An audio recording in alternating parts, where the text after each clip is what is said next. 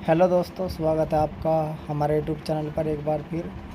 और दोस्तों, आज हम जो सूचना लेकर आए हैं वो पीएचडी एडमिशन से संबंधित है। यदि किसी साथी को किसी छात्र को पीएचडी करनी है और चौधरी चरण सिंह विश्वविद्यालय से, तो दोस्तों ये उसके लिए बहुत ही इम्पोर्टेंट खबर है। और जो पीएचडी है वो स्नातक के बाद होती है। ठीक है दोस्तों, तो चलिए हम इसमें प्रमुख इसकी डिटेल देख लेते हैं। जो चौधरी चरण सिंह विश्वविद्यालय जो मेरठ में है उसने निकाली है। ठीक है दोस्तों, तो चलिए देखते हैं इसमें क्या क्या क्वालिफ़िकेशन मांगी है और क्या क्या इन्होंने मांगा है। ठीक है, यह है चौधरी चरण सिंह विश्वविद्यालय मेरठ। ठीक है दोस्तों, और ये उत्तर प्रदेश में है, सरकारी है, राज्य विश्वविद्यालय है। ठीक है दोस्तों, और ये आज की डेट का है 15 तारीख 5वां महीना 2024। ठीक है दोस्तों, तो विज्ञप्ति में क्या लिखा है देखिए। चौधरी चरण सिंह विश्वविद्यालय शोध अध्यादेश 2022 में निहित प्रावधानों के अनुसार विश्वविद्यालय में विभिन्न विषयों में पीएचडी में प्रवेश हेतु अवमुक्त श्रेणी के अभ्यर्थियों को आवेदन करने का अवसर प्रदान किया जा रहा है। आवेदन फार्म विश्वविद्यालय वेबसाइट ccsuniversity.ac.in पर केवल ऑनलाइन माध्यम से निम्नलिखित तिथियों में भरे जाएंगे। ठीक है, तो दोस्तों ये निम्नलिखित तिथियों में भरे जाएंगे। तो तिथि देख लेते हैं क्या क्या तिथि है। ठीक है दोस्तों, तो चलिए देखते हैं। वेबसाइट पर ऑनलाइन आवेदन फार्म उपलब्ध होने की तिथि यह है दोस्तों 16/5/2024, मतलब कि कल।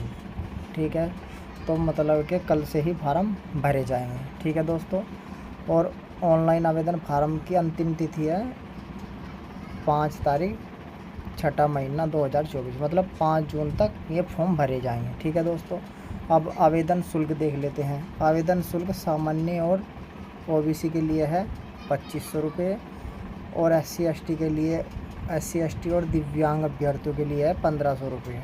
ठीक है दोस्तों, आगे देखते हैं। इसमें निम्नलिखित श्रेणी के अभ्यर्थी ही अवमुक्त श्रेणी के अंतर्गत आवेदन करने हेतु पात्र हैं। ठीक है, तो इसमें कौन कौन फार्म भर सकते हैं, किस श्रेणी के छात्र फार्म भर सकते हैं, चलिए वो भी देख लेते हैं। इसमें यूजीसी, सीएसआईआर और आईसीएआर नेट जेआरएफ उत्तीर्ण अभ्यर्थी। ठीक है दोस्तों, अब इसमें जो यूजीसी से संबंधित है, ठीक है, सीएसआईआर, आईसीएआर, नेट, जेआरएफ उत्तीर्ण अभ्यर्थी। ठीक है, जिन्होंने नेट भी पास किया है और जेआरएफ भी पास किया है। ठीक है दोस्तों, चलिए अगला पॉइंट देखते हैं। खैर, चौधरी चरण सिंह विश्वविद्यालय मेरठ में प्रवेश परीक्षा के माध्यम से प्रविष्ट एमफिल डिग्री धारक अभ्यर्थी। ठीक है, जिन्होंने मतलब प्रवेश परीक्षा के माध्यम से एमफिल डिग्री प्राप्त की है। ठीक है, अगला देखते हैं। गेट परीक्षा में कम से कम 85 परसेंटाइल प्राप्त अभ्यर्थी। ठीक है दोस्तों, तो गेट की परीक्षा में 95 परसेंटाइल होने चाहिए। ठीक है, तो चलिए अब इसके जो निर्धारित है अभ्यर्था वो देखते हैं। और दोस्तों इसमें है पीएचडी में प्रवेश हेतु संबंधित विषय में प्रास्नातक उपाधि होना आवश्यक है। ठीक है दोस्तों, प्रास्नातक उपाधि होना आवश्यक है। अंतिम वर्ष सेमेस्टर में अध्ययनरत छात्र भी पीएचडी आवेदन फार्म भरने हेतु आहार होंगे। ठीक है दोस्तों, मतलब यदि कोई प्रास्नातक किसी ने प्राप्त कर लिया तो वो फॉर्म भर सकता है। यदि कोई प्रास्नातक अभी प्राप्त नहीं किया है, वो फाइनल ईयर में है, ठीक है दोस्तों, या फाइनल सेमेस्टर में है, तो वो भी आवेदन फार्म भर सकता है, मतलब भरने के लिए आहार होगा। ठीक है, योग्य होगा। ठीक है दोस्तों, पीएचडी हेतु उपलब्ध विषय व रिक्तियाँ संलग्न है, मतलब पीएचडी की जो विषय हैं और उनकी जो सीटें हैं रिक्त है, खाली है, जिन पर पीएचडी होगी, उन इसी के साथ अभी आगे देखेंगे, इसमें ही है। आगे देखते हैं। अवगत कराना है कि रिक्तों की संख्या अंतिम नहीं है। ठीक है, ये प्रवेश के समय घट बढ़ भी सकती है। जो अभी यहाँ पे ये सीट दिखाएंगे कम ज़्यादा हो सकती है। ठीक है, अब चयन प्रक्रिया देखते हैं। आवेदन फार्म में हार पाए गए, मतलब जिनके फार्म भरे जाएंगे और में सही पाए गए अभ्यर्थियों का RAC के समक्ष, ठीक है, एक कमेटी होगी। ठीक है, एक कमेटी होगी RAC। ठीक है, उसका साक्षात्कार होगा। वहाँ जो उपस्थित होगा उसके कुल अंक कितने हैं, 30 नंबर का इंटरव्यू है। और जो इस इंटरव्यू में, ठीक है, मतलब कि उसकी मेरिट बनाई जाएगी इंटरव्यू की, और जो उसमें प्राप्त होंगे उन नंबरों की, ठीक है। और पीएचडी में प्रवेश उसी चयन के आधार पर होगा। ऐसे अभ्यर्थी जो साक्षात्कार में 12 या इससे अधिक अंक प्राप्त करेंगे वही पीएचडी में प्रवेश हेतु अर्ह माने जाएंगे, ठीक है। अब जो 12 से अधिक अंक प्राप्त करेंगे वे क्या माने जाएंगे, उस इंटरव्यू में पास माने जाएंगे। और जो 11 से कम नंबर लाएंगे वो फेल माने जाएंगे, ठीक है, वे अनुत्तीर्ण है, उनका मतलब प्रवेश नहीं होगा, ठीक है दोस्तों।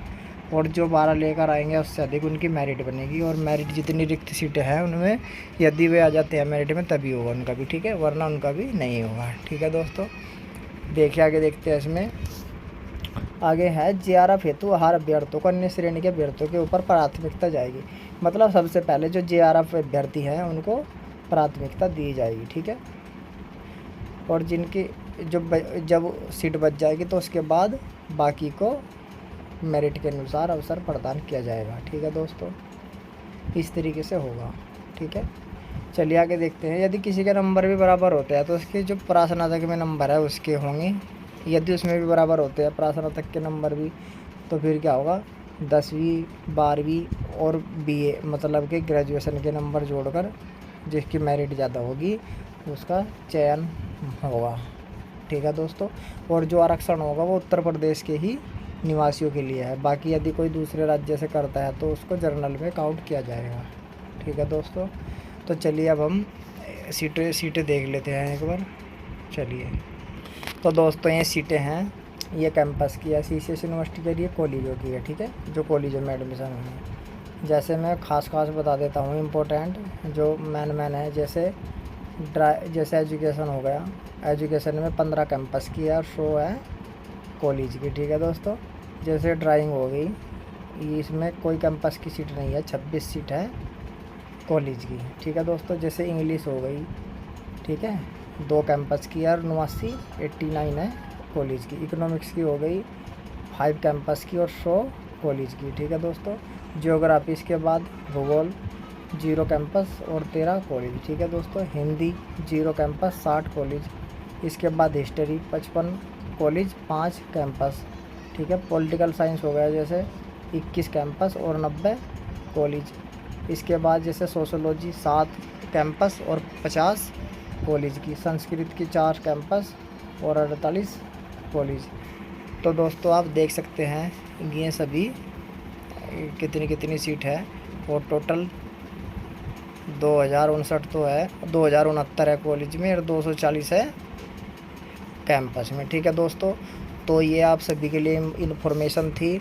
जिस भी साथी को पीएचडी करनी है, उसको एडमिशन लेना है, वो सीसीएस यूनिवर्सिटी की वेबसाइट पर जाकर कल से फॉर्म भरे जाएंगे और वो फॉर्म भर सकता है। उसके बाद इंटरव्यू होगा, और इंटरव्यू के बाद फिर वो इंटरव्यू 30 नंबर का है। उसके बाद मेरिट लगेगी, और मेरिट में यदि उसका नंबर आता है तो उसका एडमिशन होगा, और इंटरव्यू में 12 नंबर पर पास है, ठीक है दोस्तों। और वरीयता जेआरएफ वालों को मिलेगी, और आरक्षण भी उत्तर प्रदेश के निवासियों को ही मिलेगा, ठीक है दोस्तों।